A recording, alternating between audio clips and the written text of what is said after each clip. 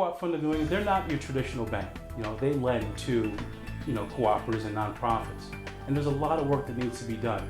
I think starting a co-op is like starting culture and a business at the same time. There are all types of people in all parts of the population and in all sectors of the economy who form co-ops.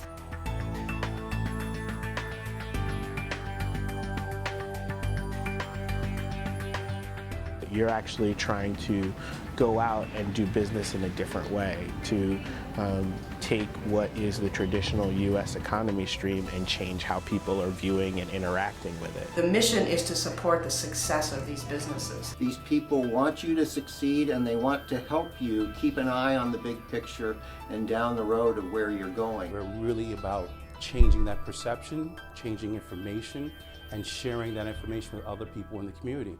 And CFNE definitely gets that. CFNE is a leader, they're an initiator, and an innovator, and a pioneer.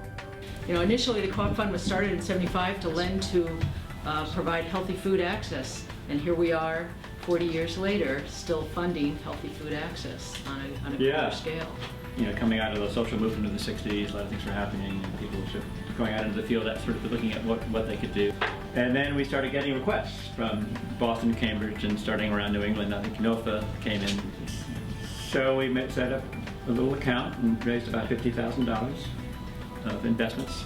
Every loan that the Co-op Fund of New England approved in my entire tenure there were organizations that were, as a practical matter, unable to obtain funds they needed from conventional sources.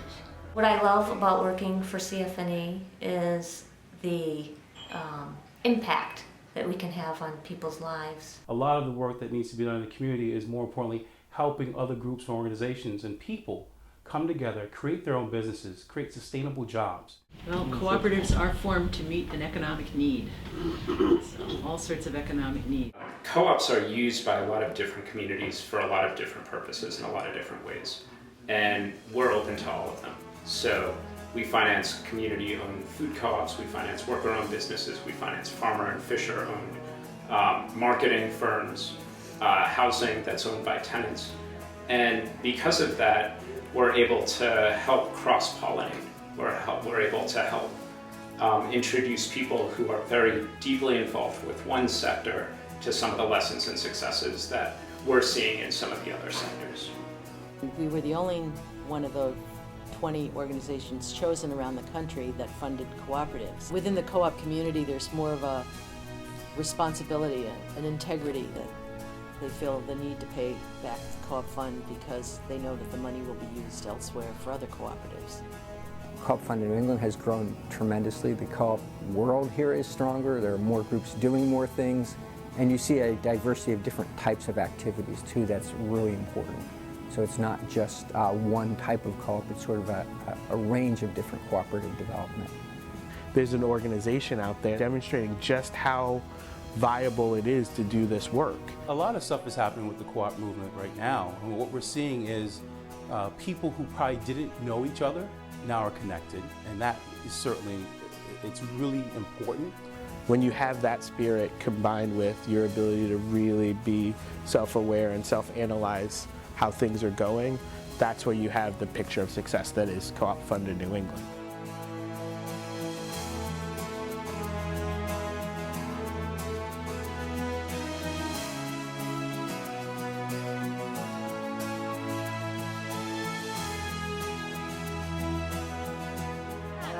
I'm one of the worker owners from Soul Chariots Pedicab Cooperative.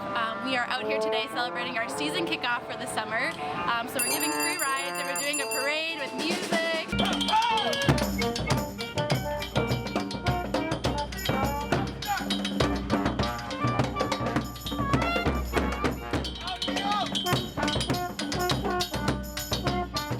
And this year we have had the opportunity to expand our operations, to expand the number of cabs we've got, to expand into doing bike delivery, a lot of things due to Co-op Fund of New England.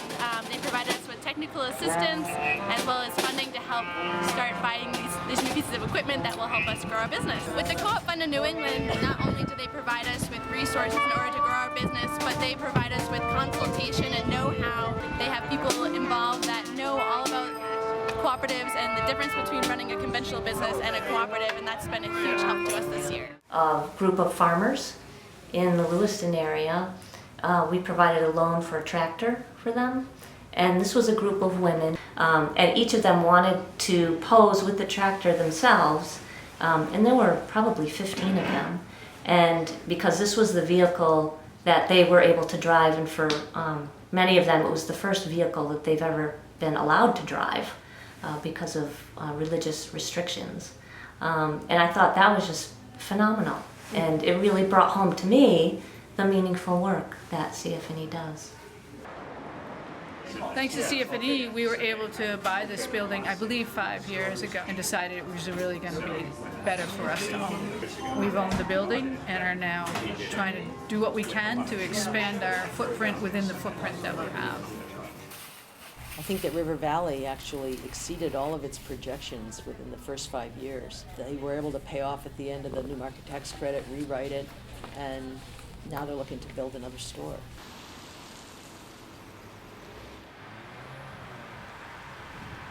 Cooperative Copies, a 31-year-old worker cooperative in Amherst, Massachusetts. We started way back then as after a strike against Noman Copy, and they struck against Noman Copy for better working conditions and wages. And so what they found themselves doing was signing people up to pay for copies in advance, and that's how this company was capitalized in the beginning. And it wasn't really until 1996 that we had our first loan with the Cooperative Fund of New England. Stone Soup has benefited greatly from CFNE, particularly not only just in resource financially, but also with people power and resources of other people in the community. We were able to create the Co-op Academy and really take those resources, people power, brain power, and share it. So that was really, really huge. That was a big piece of the puzzle that was missing, and that's where definitely CFNE was able to step in and contribute. The Cooperative Fund of New England was instrumental in getting Jamaica Plain Co-housing built, and if we hadn't got that interim loan from CFNE, we wouldn't have been able to build Jamaica Plain Co-housing. One of the principles of the co-op is the solidarity. And New England Co-op Foundation understands that very well. In the first moment, they give Zero all the support. Zero move forward. And today is in a very good position. They say recycle energy company that work in Boston neighborhood. We want to create a job and bring social economic and development for Boston neighborhood, and at the same time caring for the environment and increase the rate of the recycle.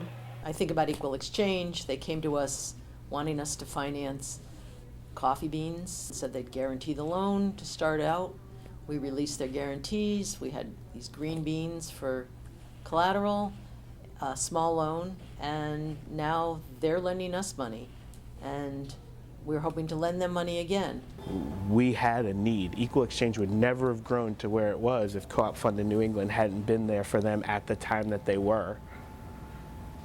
And, 20 years later, Equal Exchange is turning to Co-op Fund in New England and saying, here is cash to do that work. Well, when I graduated from college, I started as a bank examiner. I went to the first Co-op Fund in New England board meeting, and at the time, the executive director, Laddie Lucian, resigned. Because we're all sitting in a room, and they looked around. Laddie had announced his resignation, and they looked around the room and said, well, who knows about co-ops? Who knows about finance?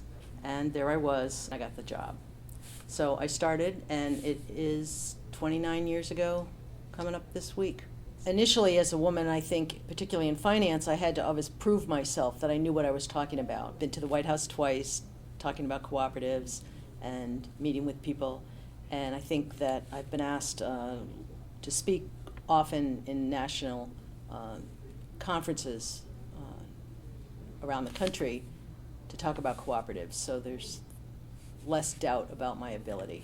For me, who wanted to do all I could for co-ops, and also for someone who believes in the power of co-ops, and I made a personal commitment to myself to try to do as much co-op work as possible. Working with Rebekah is you're like, oh, that's so cool. As of the end of 2014, we'd made 728 loans. The smallest loan we've made is $400. The largest loan is about $1 million now. They've all been repaid except for 1%. And the money always comes. That's the thing. I feel like there's a certain spiritual aspect of money in, money out, redistributing the wealth of America. For longevity, I think an organization needs 4 or 5 things. They need good people, which we certainly have. We have a great, strong leadership. We have a solid team who are very engaged with their work, engaged employees. We have a good board. Secondly, an organization needs to stay clear and focused. We have a mission that we stick to. There's very little mission drift with the loan fund. We know what we're about. We know what we have to do. We stick to our principles. Thirdly, you need a strong financial situation for longevity. And I have worked very hard to make that happen. The fund wasn't self-sustaining when I took it over, so we are solid financially. And the fourth thing is good relationships. We need to build and maintain good relationships with our borrowers, with our investors, and generate partners within the co-op community. And I think we've done well doing that and want to continue to do so.